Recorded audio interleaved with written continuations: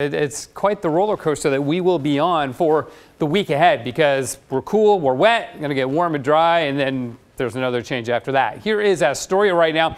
Been really blustery at the coast. We've had thunderstorms coming on shore. No reports of tornadoes or funnel clouds yet, and now that it's getting later in the day, we probably won't. But that was a possibility for today. 50 degrees, west winds at 18 miles an hour.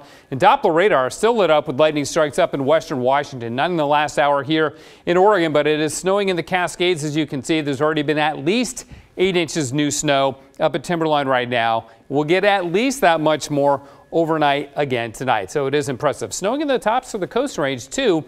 And there are the lightning strikes within the last hour there, as you see, not in the last 15-20 minutes. The wind gust, though, boy, it's been a blustery one, right?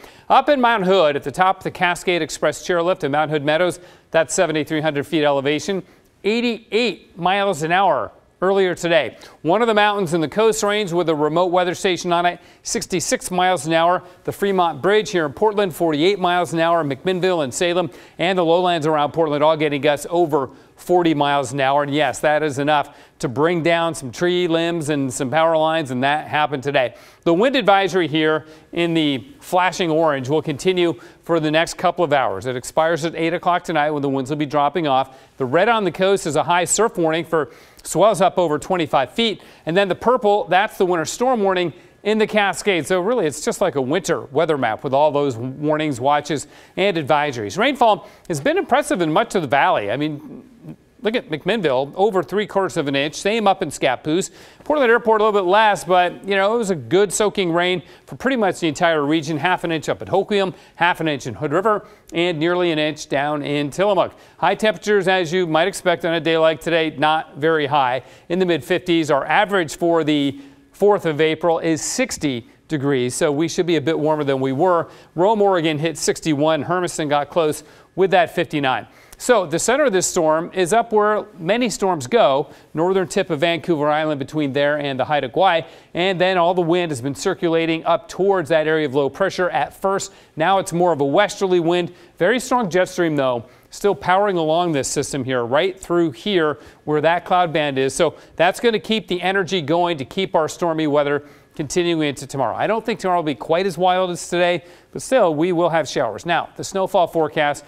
Look at Mount Hood. This is one model, one of our high-resolution models, producing over 2 feet of snow between tonight and Wednesday morning. That might be a bit on the aggressive side, but also notice a little bit of snow, Cascade Locks and Hood River. I think it doesn't really stick. I think 2/10 of an inch would be the most we could expect, but there may be some snowflakes in the gorge, at least in the air, tomorrow morning. Okay, on FutureCast, the winds back off tomorrow, and then by Wednesday, we're clearing out and warming up. Cold morning on Wednesday, frosty in fact, but then by Thursday afternoon, our warmest day of the year so far as we climb into the mid-70s. Outside in Portland right now, a few sun breaks. Could see a rainbow this afternoon, so keep your back to the sun if you want to see that. 47 degrees right now, freezing level descending from 5,900 feet. Heavy showers continue tonight, but they'll become a little bit more sporadic, a little bit less frequent. Sun and showers tomorrow with a high of 54. Then we bounce to 65 on Wednesday, 75 on Thursday for the warmest day of the year so far, and then back into rain and cool weather as we go into the weekend, which, you know, the timing's not great there, but at least we've got a couple warm days.